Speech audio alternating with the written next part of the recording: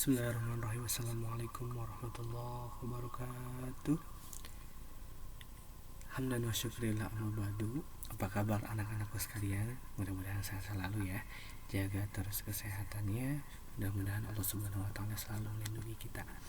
Ya, setelah kita Google Meet seperti biasa, materi dari Pak Eki kali ini judulnya Mengenal Allah dan kitabnya, nama Allah ya, atau disebutnya apa coba nama-nama Allah? Pintar, Asmaul Husna. Asmaul artinya nama-nama, husna itu baik. Jadi Asmaul Husna artinya nama-nama Allah yang baik. Jadi kan jumlahnya ada 99 ya nak ya. Selama kita SD ini dari kelas 1 sampai kelas 6 itu dicicil. Dibahasnya biasanya 4 atau 3. Kali ini kita belajar 4 nih Nani. Dan juga kitab-kitabnya yang sudah diturunkan sampai yang terakhir kitab kita ini adalah Al-Qur'anul Karim. Pintar. Next. Nah, kita harus kenal dulu sama Allah dengan mengenal namanya ya nak ya.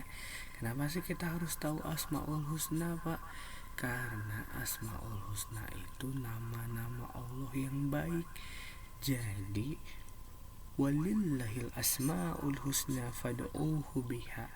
Dan Allah memiliki Asmaul Husna, maka berdoalah kepadanya. Ketika kita tahu Asmaul Husna, kita paham, kita bisa pakai itu nama-namanya untuk berdoa.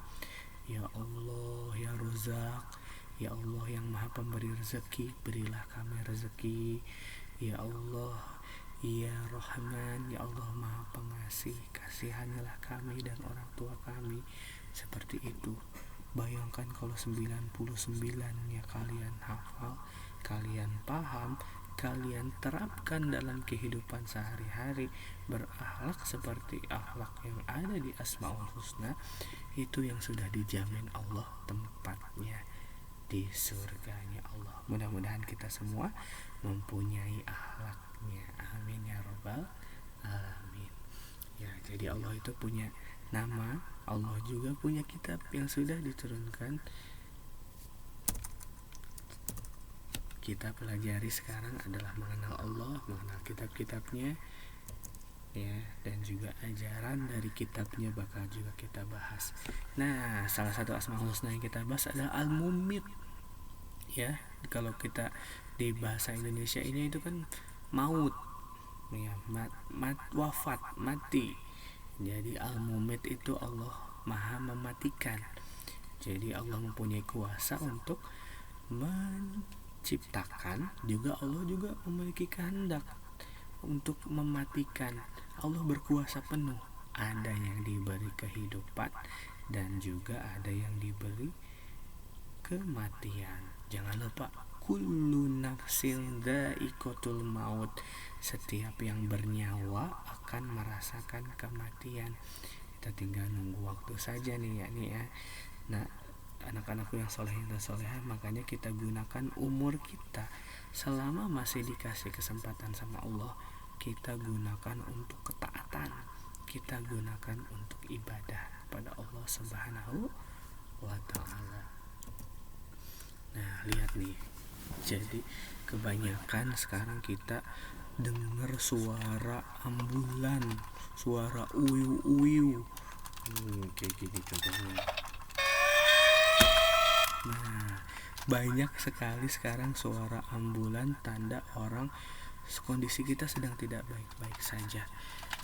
Tetapi yang perlu kita ketahui, itu semua adalah kuasa Allah ya nak ya. Apapun sebabnya, terutama di masa pandemi ini pasti ada hikmahnya ya.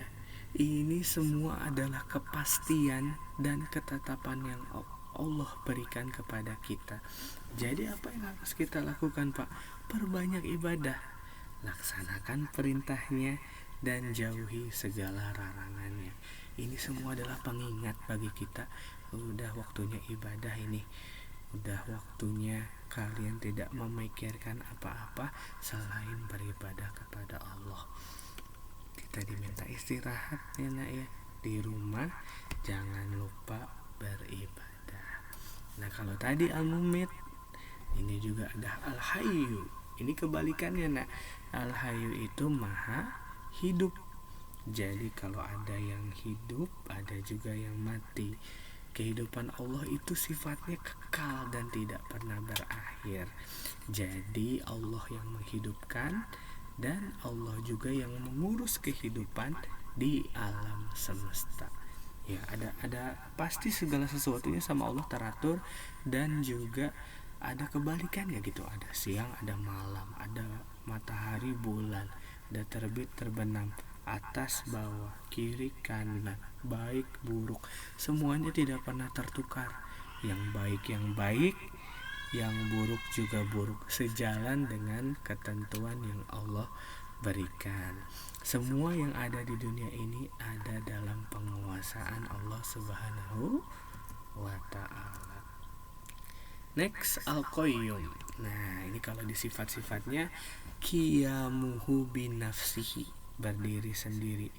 Qiyamul lail tuh berdiri pada malam, sholat malam ya. Jadi qayyum itu artinya berdiri sendiri, tunggal, tidak bergantung kepada makhluknya. Justru makhluknya itu yang tergantung kepada Allah. Kehendak Allah terwujud sendiri tanpa dipengaruhi oleh siapapun, tanpa campur tangan oleh siapapun. Nah, lihat galaksi kita ini kan namanya galaksi Bima Sakti ya. Di luar galaksi Bima Sakti masih banyak lagi galaksi-galaksi yang lain. Itu membuktikan betapa kecilnya kita manusia. Ya, kita ini cuman setitik ya, tidak terhitung kekuasaan Allah Subhanahu wa ta'ala. Siapa lagi yang menciptakannya? Kalau ada planet-planet tersebut, tentu saja Allah. Itu buktinya Allah itu ada. Dan qiyam, berdiri sendiri. Selanjutnya Ahad, yaitu Maha Esa, seperti yang tertuang dalam Al-Quran surat Al-Ikhlas ya. Qul huwallahu ahad, katakanlah Allah itu satu atau esa. Ini juga ada di Asmaul Husna. Hanya ada satu Tuhan, yaitu Allah Subhanahu wa ta'ala. Karena kalau Tuhannya ada banyak ya nak ya, maka mereka akan berkelahi memperebutkan siapa yang betul-betul mempunyai kuasa. Tapi Allah itu Tuhan yang esa, tidak ada Tuhan selain Allah. Nah, lihat sistem tata surya kita, matahari berpusat, beredar, bumi beredar mengelilingi matahari, terjadilah siang dan malam, semuanya itu tidak bertabrakan, sudah diatur sama Allah yang Maha Kuasa. Jadi tata surya kita ini sudah berjalan dengan teratur ya nak ya. Ada daun yang berguguran, lempar batu ke atas, jatuh lagi, wah ini kurang kerjaan karena ada gaya gravitasi. Dia adalah yang menciptakan bumi dan langit serta isi-isinya. Next. Nah, kitab Allah ya, ini juga termasuk dari rukun iman yang harus kita imani, yaitu beriman kepada kitab Allah. Kalau berlembar-lembar aja ya, itu namanya suhuf. Tapi ketika sudah menjadi kitab, sudah menjadi buku, itu namanya kitab. Ya, kalau lembaran-lembaran hanya disebutnya suhuf. Seperti contohnya suhufi Ibrahim wa Musa yang diberikan kepada Nabi Ibrahim alaihissalam dan Nabi Musa alaihissalam. Nah, kitab Allah adalah ajaran-ajaran yang bersumber dari Allah, diturunkan melalui malaikat Jibril kepada Rasul. Next, kita bahas ya. Yang pertama, kitab Taurat kepada Nabi Musa. Ini harus kalian hafal, catat ya pintar. Taurat kepada Nabi Musa. Ya, jadi Nabi Musa menerimanya Taurat itu ketika berada di bukit atau gunung Sinai. Dari bahasa Ibrani artinya undang-undang Taurat itu. bagi kaum Musa atau bangsa Yahudi, mengajak umat Yahudi untuk beriman kepada Allah Subhanahu wa taala. Jadi sebenarnya semua dari kitab-kitab ini intinya sama. Intinya adalah untuk menyembah Allah Subhanahu wa taala. Tidak Tuhan lain selain Allah. Ya, intinya kitab ini yang murni adalah tauhid. Ya, tauhid itu artinya mengesahkan Allah. Nah, isinya tadi tuh ya, mengakui keesaan Allah, larangan menyembah patung atau berhala yang diserupakan dengan makhluknya, dilarang menyebut Allah dengan sia-sia, memuliakan hari Sabtu atau disebutnya Sabat ya. Jadi kalau di zamannya Taurat itu hari yang spesialnya itu Sabtu. Menghormati ayah dan ibu, larangan membunuh, larangan berzina, larangan mencuri, larangan menjadi saksi dusta, dan keinginan menguasai hak orang lain. Itu semua positif ya nak ya, yang diajarkan melalui kitab Taurat. Next, kitab Zabur. Nah, jangan lupa tadi Taurat diturunkan pada Nabi siapa? Pintar, Nabi Musa. Sekarang Nabi Daud yang dapat kitab Zabur. Ini harus diingat ya nak ya, kitabnya siapa, diturunkan kepada nabinya siapa. Kitab Zabur diturunkan kepada Nabi Daud alaihi salam, bahasa Ibrani juga. Zabur artinya lagu atau musik atau pujian. Ini diturunkan kepada Bani Israel. Ya, kalau tadi Taurat Nabi Musa pada siapa coba? Pintar semuanya. Nih, isi kitab Zabur antara lain doa dan zikir, nasihat, hikmah, dan juga ajaran kebenaran. Ya, meneruskan syariat yang dibawa oleh Nabi Musa alaihi salam. Selanjutnya kitab Injil diturunkan kepada Nabi Isa alaihi salam untuk kaumnya, kaum Yahudi juga. Ya. Dalam perkembangannya umat Yahudi tetap memegang kitab Taurat dan juga Injil. Sebagaimana kitab Injil ini diturunkan kepada Nabi Isa.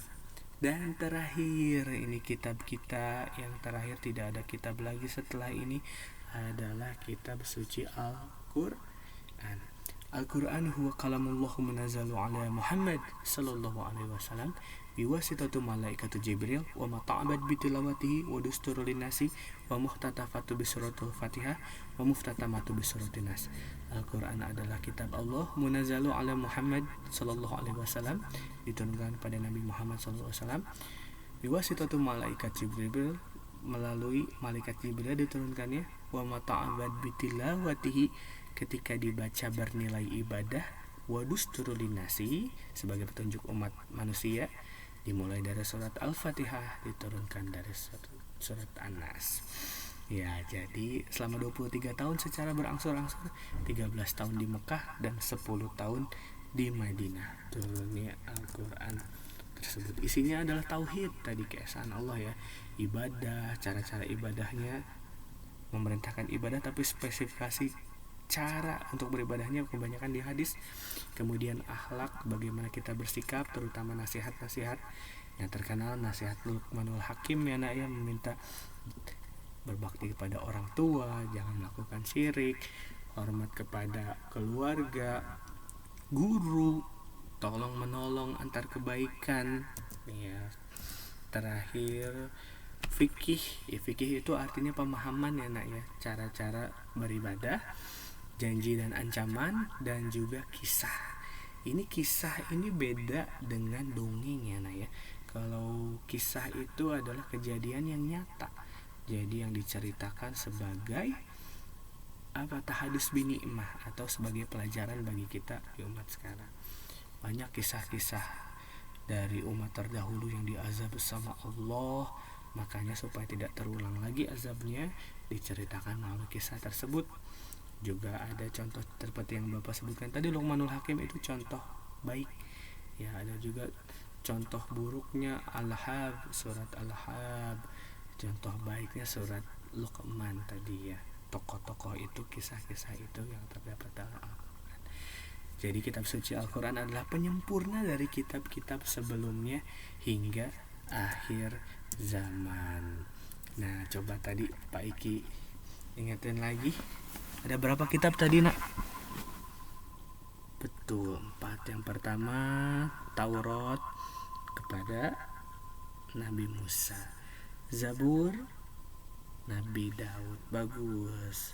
Injil Nabi Isa, terakhir Al-Quran kepada Nabi Muhammad Sallallahu Alaihi Wasallam. Jadi semua kitab itu di intinya semua sudah terdapat dalam Al-Quran. Kitab-kitab sebelumnya itu berperilaku terpuji kepada Allah, berperilaku terpuji kepada sesama manusia, kepada hewan, tumbuhan, kepada diri sendiri. Jangan lupa ya, sayangi diri sendiri juga, dan juga lingkungan bersih dan aman. Sekian dari Pak Iki. Kalau ada pertanyaan di kolom komentar atau di grup WA seperti biasa ya.